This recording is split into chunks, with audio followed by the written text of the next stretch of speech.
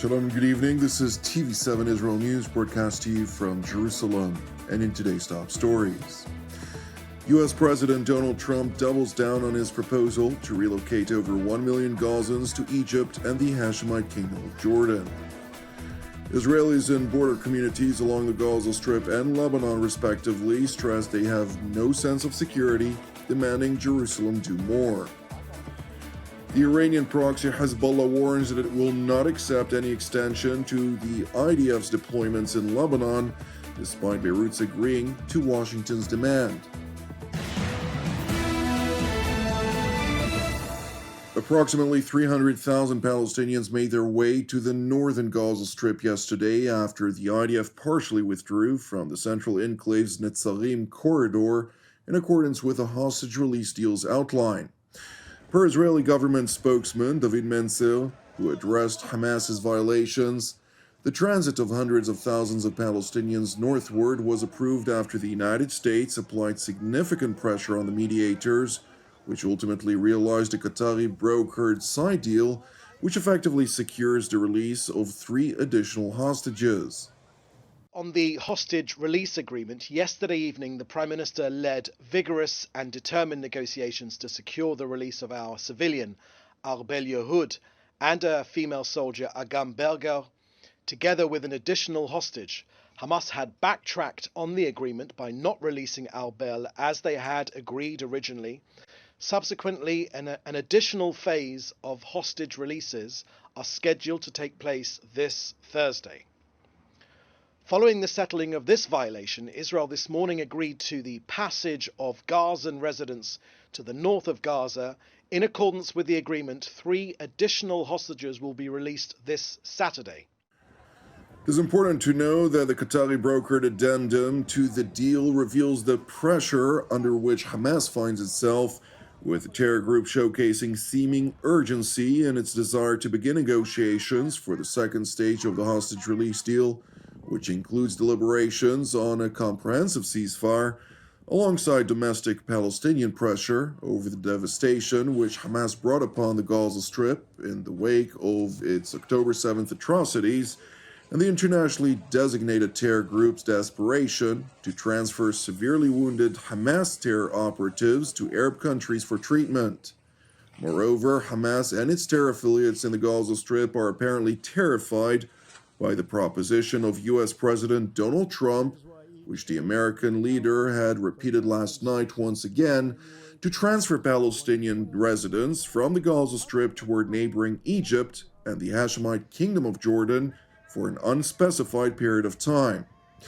Meanwhile, families of released Israeli hostages held a press conference during the course of which they voiced their deepest appreciation for President Donald Trump's contribution in securing the release of their loved ones, all the while hoping that the United States will continue to apply its unmatched weight in securing the release of all hostages from Hamas captivity. A very special thanks goes to President Trump for his unwavering support. Because of your powerful actions, we have our lives back. You made this deal possible after so many months where it felt like all hope was gone. Our hope rests with you for all of the hostages to return. Sadly, after Hamas provided Israel with a list articulating the well-being of the hostages that are set to be released in phase 1 of this deal, it has been revealed that many have been murdered while in Hamas captivity. I can confirm that Israel has received from the Hamas terrorist organization, a list that includes the status of all of the 33 hostages due to be released in this first stage. The list from Hamas matches Israel's intelligence. So I can share with you that 25 of our hostages are alive and 8 have been killed by Hamas. Meanwhile, in southern Israel, in communities near the border with the Gaza Strip, Israelis are voicing deep concern over the resettlement of hundreds of thousands of Palestinians in the northern part of the enclave. אח שלי נרצח לצערי ב7 לאוקטובר.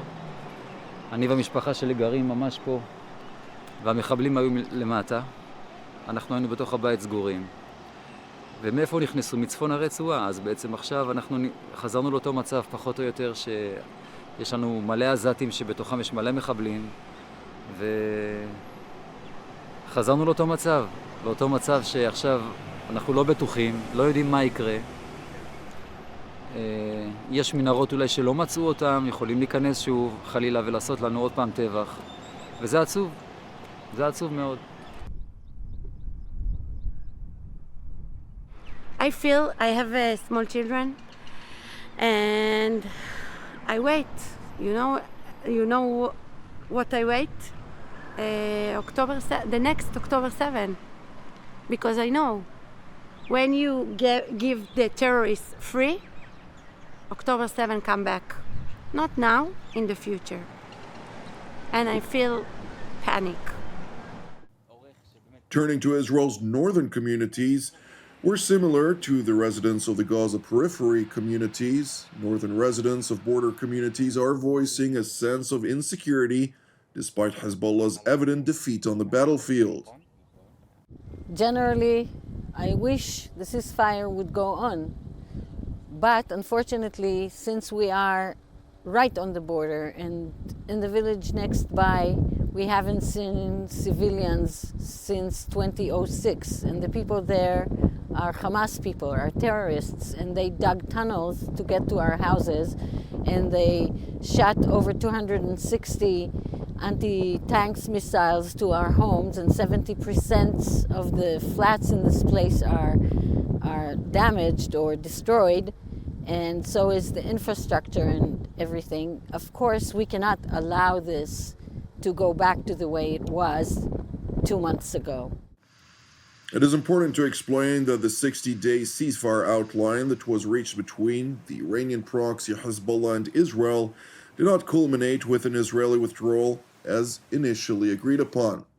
The reason behind Israel's refusal to withdraw stems from the fact that the Lebanese Armed Forces, or LAF, were tasked with taking over areas from which the IDF withdraws for the purpose of guaranteeing that Hezbollah does not gain any room for maneuver, as the Iranian proxy declaratively aims to reinvigorate its pre-war dominance throughout southern Lebanon.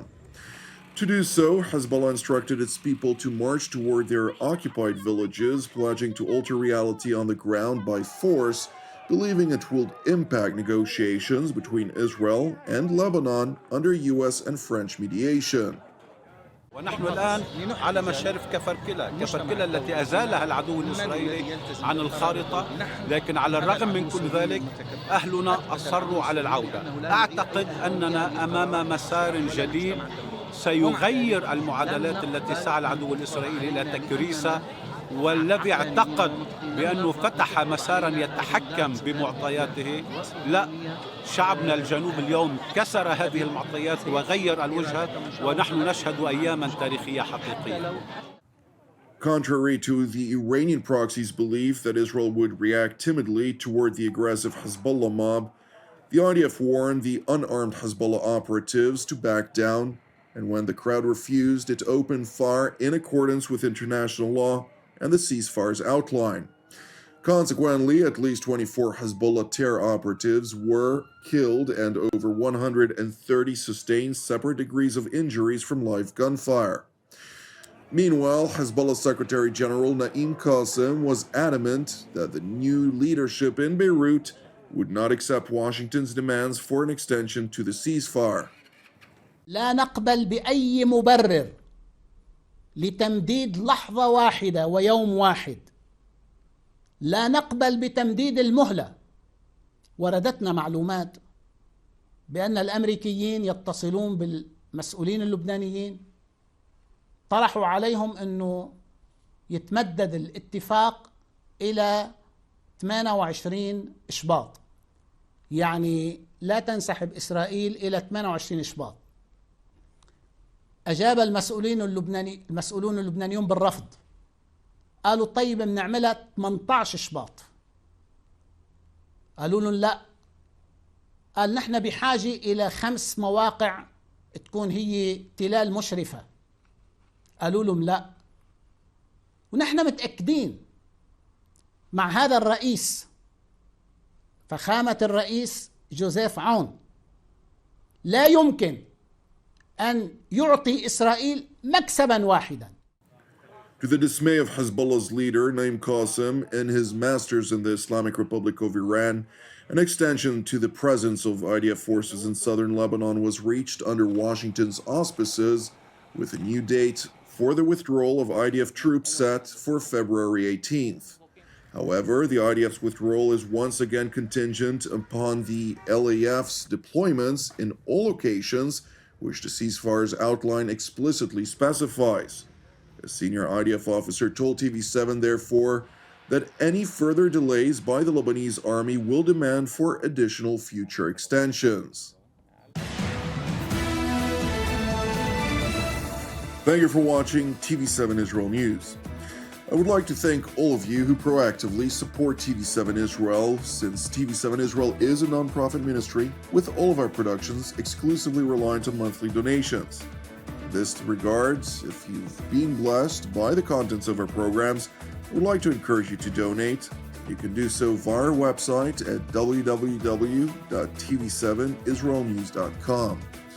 Separately, I'd like also to encourage you, as ever, pray for the peace of Jerusalem and salvation of Israel. Jonathan Hessen wishing you an Erev Mevorach, and God willing, we will see you during our next update. Until then, Shalom from Jerusalem.